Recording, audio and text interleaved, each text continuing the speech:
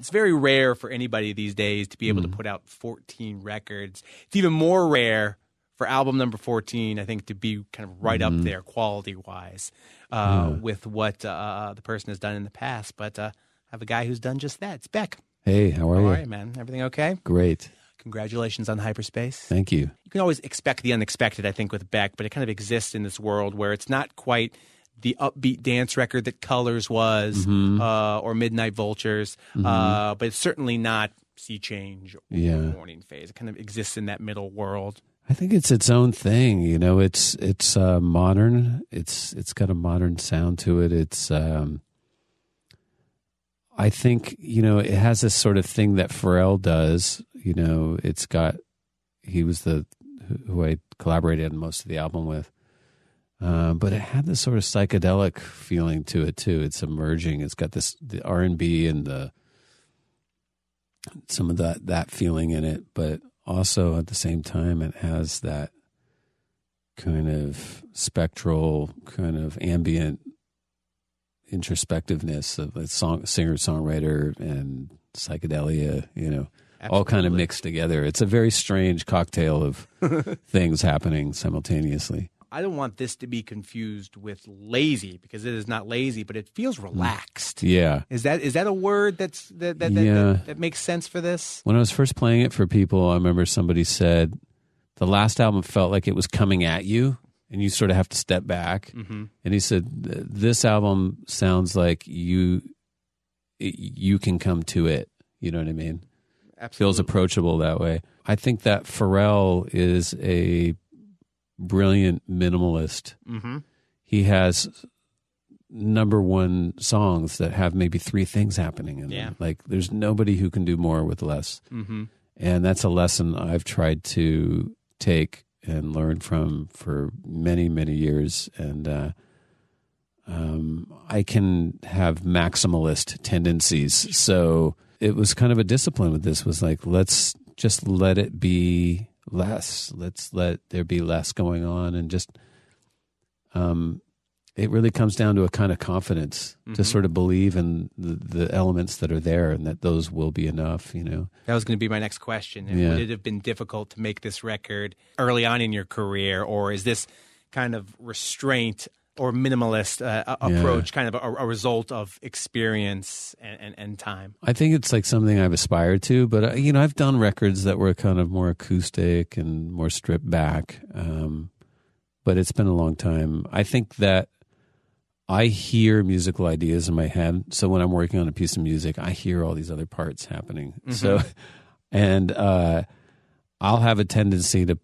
maybe put 10, maybe 15 musical ideas and parts in a song. Maybe I keep all of them. Maybe I keep 2 or 3. Mm-hmm. But I do have to restrain from putting too much in a song. Well, Pharrell was there to help out this time around. I think his ethos was, you know, the dictum that was like the word of the day, and that's what I was really keeping in mind the whole time I was working. It seems like your relationship with him has been kind of fostering over many, many years. This isn't a brand new thing. I read that you had him in mind, or at least the Neptunes in mind, for Midnight Vultures. Yeah, after Midnight Vultures. Yeah, it was like, okay, next album I'm doing with the Neptunes and Timbaland. And, you know, it was funny because I think a lot of other people had the same idea, because I think about 2 years later, Justin Timberlake did exactly that. Yeah. He did a record with both. I was like, okay, those are I mean, you could just tell those were the two really special music makers of that moment. And, you know, what's been a nice surprise all these years later is that I'm still here and he's still making great music, and that we finally got around to working together. Yeah. We initially got together around 2012, 2013, but right in there is when he had a whole string of hits, and I had Morning Phase, which kind of took me on like a whole 3-year journey. Yeah. And so we finally found each other again last year. It's kind of how I, based on conversations we've had in the past, envision you working.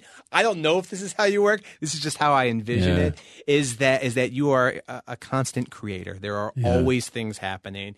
You always have songs kind of here and there, and then something sparks. A group of songs comes together. And that's when it's album time. And it seems like now is the right time for the Pharrell kind of era or period. Right. Yeah. It's like you're going down all these avenues, and it's not quite cooked. It's not quite there.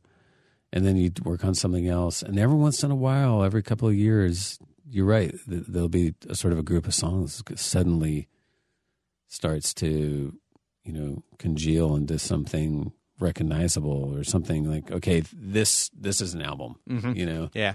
It's a weird process because I have albums that I would love to go in tomorrow and make something like X, you know. And but it doesn't work that way, sadly.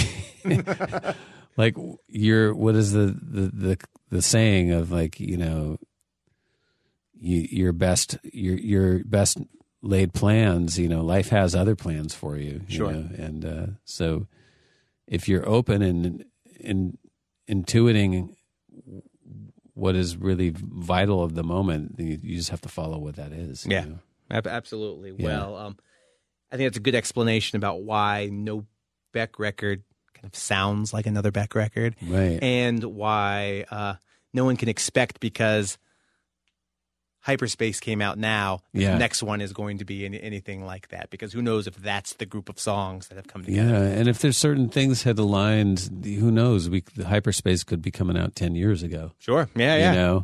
Morning Phase could have been coming out 10 years before it came out. So, it's very strange, the continuum. To me, like, it's more about a body of work than the sort of sequence and marketing of each record within a certain context of time. It's like, well, what is this really going to add up to in the end? You know? So it's sort of thinking about that body of work. Sounds like you're working towards like the mega box set, the career retrospective. I think that time and taste and, sort of the cruel master of art is really, you'll be lucky if there's a handful of songs at the end of it that really kind of stand the test of time. And so, hey, sometimes I wonder, like, it's maybe a numbers game. Like, you just write enough music and you get more stuff. But, you just kind of, I sort of have abdicated a certain control or say of what's going to end up being important in what I do. You just make stuff and then it will find a home. That's what artists do. That's what real artists do. That's what we do, and it's nice to bring people along the way with you and to sort of meet other bands and other artists and producers and people like Pharrell and people I've collaborated with and just kind of share the whole experience. It's really the sort of technical aspects of it and the kind of record sales and positioning and all that stuff starts to recede, and what you're left with is human relationships, which, as a kid when I'm starting out, I saw that. I was around Tom Petty and Neil Young and Willie Nelson, these legendary artists, and I saw the kind of richness of their careers and their relationships with each other, and so it was like that's sort of the real thing. This music's just sort of a conduit. Sure, it's a manifestation of something. Well, are you? I mean, maybe it's a silly question, but would you consider yourself friends then with obviously everyone that's worked on this album? Greg Kurstin, I know the answer. Oh yeah, he's on there. Sky Ferreira. Yeah. How do you know Sky? I've just, she's an LA kid, and I've just known her over the years, and we have a lot of my friends have worked with her. Mm-hmm. So, it was just one of those things where it was probably overdue. Yeah. And it's exactly what you talked about. It is friends being on other friends' record, being part of a community. It's a community for sure. Yeah, these are like people I talk to regularly, and they're like family for me. Sure. deep in the distance on one track. Chris Martin from Coldplay, is also there. That was kind of unexpected. How did that come about? You know, it's funny, you can't quite make him out, but he really did an amazing job. Sky did as well, of just merging and blending into it. Mm-hmm. Almost Crosby, Stills, and Nash. You can't quite tell who's who. Yeah. And I just was hearing his voice on that particular song. I was like, this is something, it's almost like the song was trying to levitate at the end. Mm-hmm. And it was getting a little bit off the ground, but it needed somebody to help just take a little bit higher. Yeah. And Chris is a great levitator of songs. And sure. He's a master of, taking a song and making it soar to something higher. So, and which he really did. Yeah. I mean, you could hear it with him and without. He definitely gives it a little bit more height. Help take it home. Yeah. Yeah. Colors was made so much with your live show in mind. Yeah. I thought they were songs that just kind of screamed to be played at this kind of fun, upbeat, live setting. Do you have the same feeling about Hyperspace, or how much of this record do you think you'll end up playing live or getting the live set? I never know. We'll probably try out, a good 7 or 8 of the songs, mm-hmm. and then you just get out there and you play them and you see what sticks. Mm-hmm, sure. Like there's songs from other albums that were not singles that we play constantly. Yeah. And then we have singles that we don't play at all. Yeah, that's funny how it works out that way. It's weird. You don't really know. I mean, that's touring and performing keeps you honest in that way. And there's certain songs that just have a life live. And can you give me an example of one? Well, like a song like Black Tambourine. Yeah. Mm-hmm. It really has another life live. Yeah. Go It Alone is another one. Cool. From that album. It's a song I did with Jack White, and it's not something that was on anybody's radar, but it consistently becomes like a really key song on our show, and people immediately recognize it, and you're like, oh, people know this. Yeah. And there's other ones where you just get a lot of blank stares, just like, That's funny. I don't know. I wonder what's next, you know? So, you are kind of a DJ up there, your set list is sort of you're sort of hosting people's night, mm-hmm. So, but I think, I think songs on this record, I can see ones coming out later, like if I do an acoustic tour or if I ever did like a sort of R&B kind of show, some of these could really fit into that world. Over the summer, you were with the guys in Cage the Elephant. Yeah. You were on their record. Was there any talk of them, since this was kind of such a collaborative album, helping out? Was there space for them, or is that maybe sometime down the road? I think that's down the road. Yeah, we'll definitely do more. I just think they're such a great rock band. Mm-hmm. And I would love to do a rock album at some point, like a proper guitar, which feels so like this is not the moment to make a rock album. Mm-hmm. And I think that's probably why I'm kind of attracted to the idea. Sure, yeah. Because in the 90s, it was very guitar heavy era. And at the time, I just wanted to have horn sections and string samples and clavinet. Mm-hmm. Keyboards and sure, yeah. But something in that vein.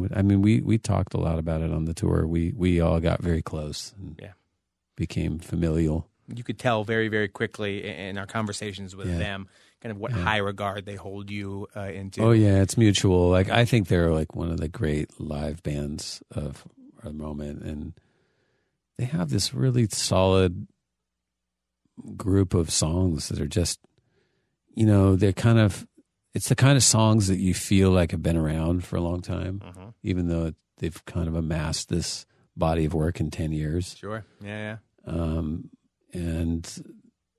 it was very, their show has a lot of heart. You just see audience front all the way to the back of the arena. Like everybody's singing the words, and it just, you know what I mean? It was very, I was inspired touring with them, you know. I am surprised at their stamina, the way that they're able to kind of do the things that they do. Every night's a different experience.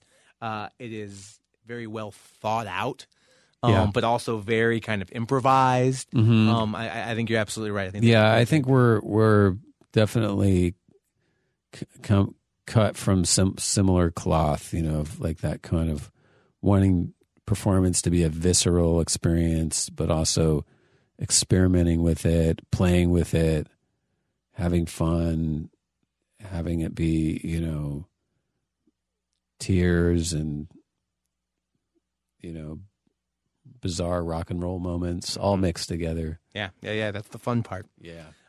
Beck, thank you for being here. Yeah, thanks for having me. Congratulations on everything. Yeah, thank you. Absolutely. We're looking forward to the live shows, the rest of them for 2019. 2020, more of the same. You've been touring hard this year. You're going to go out again? Yeah, we've been touring every year since 2012.